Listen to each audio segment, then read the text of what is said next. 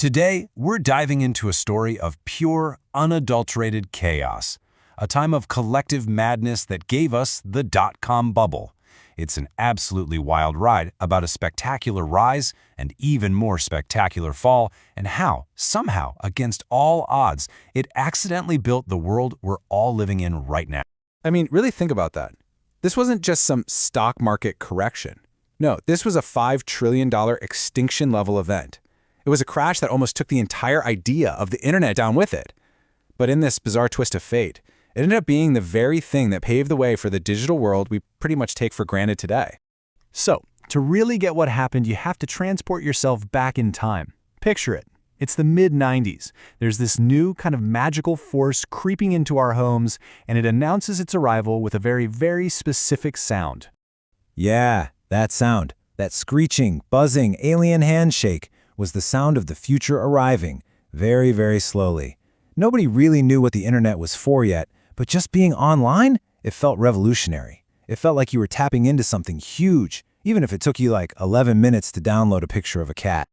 And of course, you had companies like AOL, Yahoo, and Netscape starting to carve out paths in this new digital wilderness. They were the trailblazers, right? They were turning this chaotic, glitchy network into a place you could actually find your way around. It was the Wild West, but, with a lot more nerds. And then, Wall Street got wind of it. The moment investors heard about things like online bookstores, they reacted like dogs hearing a bag of chips open. A full-blown gold rush began, with billions upon billions of dollars pouring into any company, any idea that had a .com at the end of its name. And the formula for getting rich? It was absurdly simple. You didn't even really need a product. You just needed a quirky name, a logo you probably made yourself in MS Paint, and the ability to say the word disruptive about 3 times in a pitch meeting. And boom, congratulations. You are now worth $100 million. The key metric back then wasn't profit. No. It was something called burn rate. A perfect example is Pets.com. They were famous for their little sock puppet mascot, and they were literally selling 50-pound bags of dog food at a loss. They were burning through cash like it was nothing, and investors, they rewarded them by throwing even more money on the fire. It was insane. The disconnect from reality was just staggering.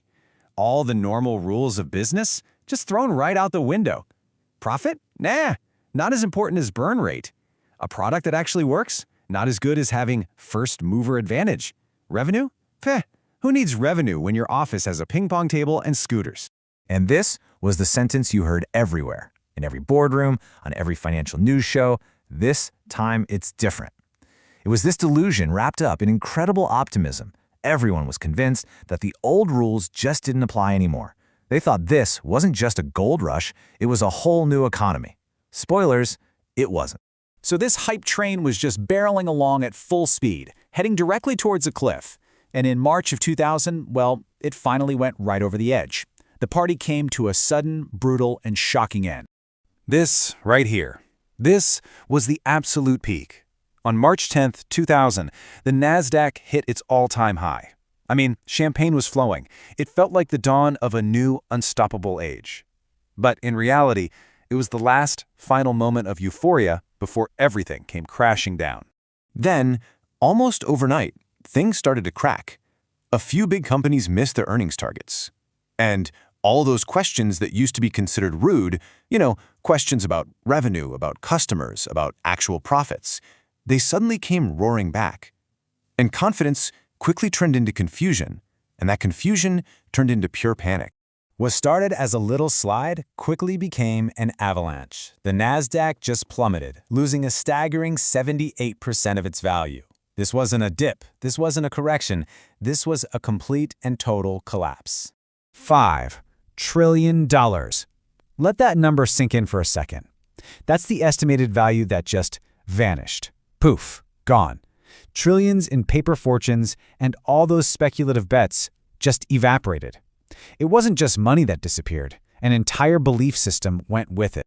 And the consequences were felt everywhere. Offices emptied out. All those fancy massage chairs and foosball tables literally ended up in dumpsters.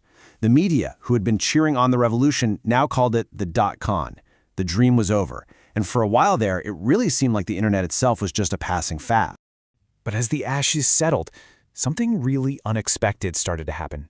Because while most of those companies were gone for good, a small handful of survivors just quietly kept building.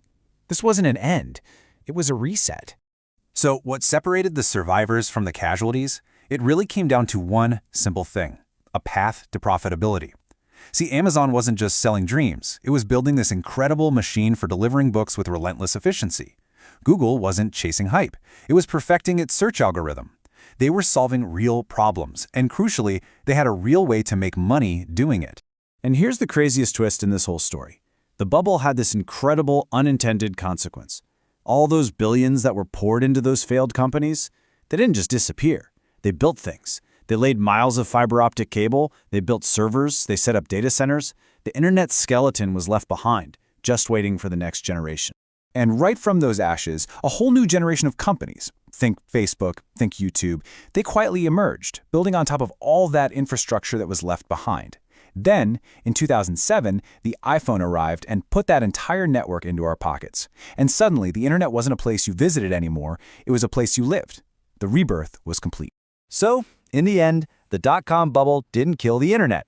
Not even close. Sure, it was overhyped. It was brought to the very edge of collapse. But in the wreckage, a quieter, stronger, and much more focused internet was born, built not on wild visions, but by stubborn builders who just refused to quit. Which really leaves us with one last question to think about. We all look back on the crash as this massive failure, right? This moment of collective insanity. But what if it was something else? What if it was the painful, chaotic, but maybe absolutely necessary reboot the internet needed to become the force that shapes all of our lives today?